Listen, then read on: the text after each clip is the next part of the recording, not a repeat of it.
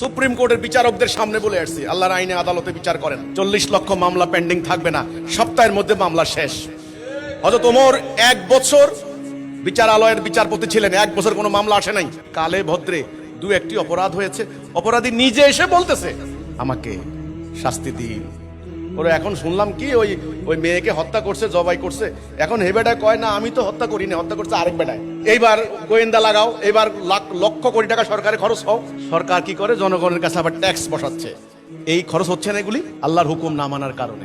আমি মুসলিম, আমি আল্লাহর আইনের আনুগত্য করেছি, আমার নবীকে নবী বলে স্বীকৃতি দিয়েছি, তিনি আল্লাহর ওহী প্রাপ্ত। নাস্তিকরা বলে উনি নবী না, ওনারা বলুন, ওরা বলুন, আমার নবী, আমি তার আনুগত্য করতে হবে 100%।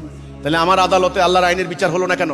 কোর্ট মসজিদের ইমাম সাহেব আমারে বলল কি, মাননীয় ইমাম, আজকে তো কোর্ট মসজিদের ইমাম সাহেব অনেক খুতবা দিছে আমাদের বিরুদ্ধে, নাস্তিক, কাফের ইত্যাদি। আমি বললাম কোর্ট, কোন কোর্ট মসজিদের? ওমরের কোর্ট মসজিদ না, ওই যে অমুক জেলার কোর্ট মসজিদ। বাহ বাহ বাহ, কোর্ট মসজিদের ইমাম সাহেব।